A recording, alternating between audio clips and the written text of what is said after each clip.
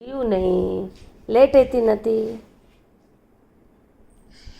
म्हणजे तू पण नाही होत.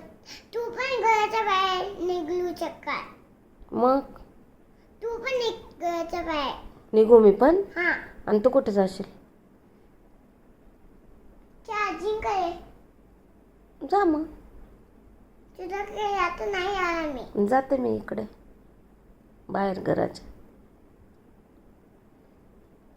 का बरं नाही येणार? आत्याला मारलं म्हणून का? हा.